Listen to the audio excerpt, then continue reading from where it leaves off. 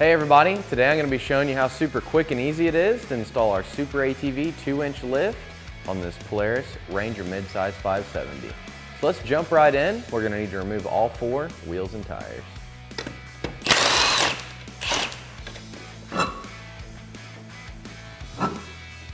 Once we've got all 4 wheels and tires removed, we're going to pull down on the strap for the hood on both sides, and we're going to flip the hood up and put something behind the hood to keep it propped up out of the way.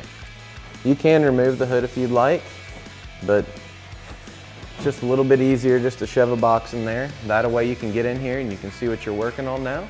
Then we're gonna grab 2 wrenches or a wrench and a socket, and we're gonna go ahead and loosen the nut that's securing the shock to the frame. One thing to keep in mind if you are using a ratchet, make sure you set it to the on position. That way whenever you're cranking this way, you're pulling back the other way in order to get that nut loose. Once you get it loose, you can take your wrench or socket off and you can just wrench it the rest of the way, or you can get yourself a socket and turn it off. Just gonna go ahead and completely remove this nut. Then once you get close to being to where the nut's gonna come off, just grab a hold of the hub on the bottom side and just apply a little bit of upward pressure. That way it doesn't just drop out on you. You can just pick up on it. Remove your nut, let it all come down like that. Now that we have our shock disconnected from the frame, we're going to remove the stock grommet and put it right on top of our new spacer, just like that. Then we're going to thread this screw out to about right there. And we're going to start threading it onto the factory stud. You want to make sure that it goes all the way down, just like this. Then you're going to take this stud and you're going to thread it down. And we're going to grab it, slide it into place.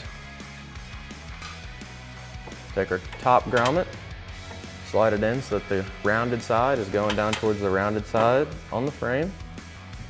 Take our washer, put it in place, just like that. And we'll go ahead and get our nut started on there. Then we're going to go ahead and fully tighten the nut.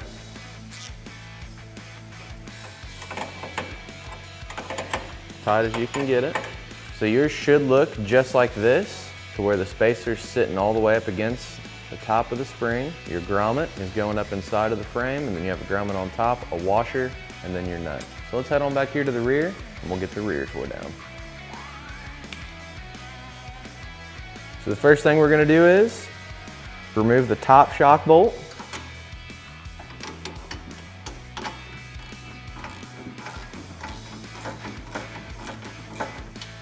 Once you've removed the nut, just grab a hold of the lower A-arm, pick up on it a little bit, and pull your bolt out. And we're going to go ahead and remove the lower shock bolt.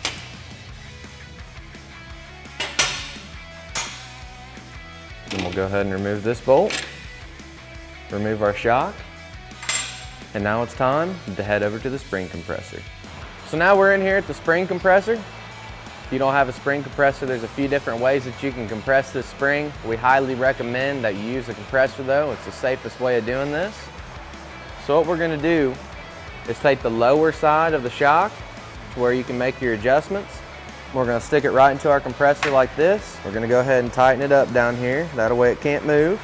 Then we're just going to slide our arms of our compressor in towards the spring. And we're going to start pulling the compressor down. Just make sure that your arms are good and seated on your spring, and then you'll just want to compress it down. And as you're doing that, keep your head, keep everything out of the way, just in case the spring was to come off here.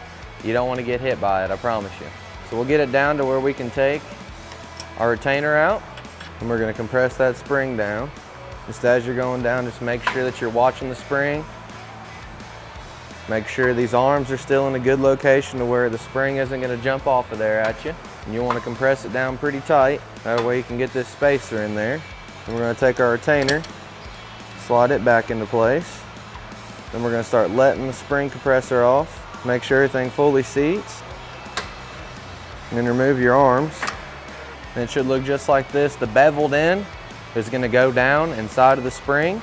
And the side that has the big dip in it, where it's machined out, that's where your spring retainer is going to go. So let's head back into the shop and we'll get these bad boys installed. So now we're gonna take our shock and get it reinstalled onto the machine. It's gonna go back on the same exact way that it came off. Just get your upper shock mounting point lined up, put your bolt through, then get the lower lined up. Put your bolt in there as well. And you'll just want to get both your nuts started on there and go ahead and fully tighten them.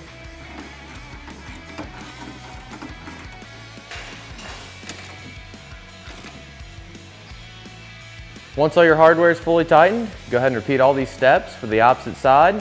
Reinstall all 4 wheels and tires, and that's how super quick and easy it is to install SuperATV's 2-inch lift on this Polaris Ranger mid-size 570. For more information on this lift or any of SuperATV's great products, feel free to give us a call at 855-743-3427 or check us out online at superatv.com. Thanks for watching, and we'll catch you next time.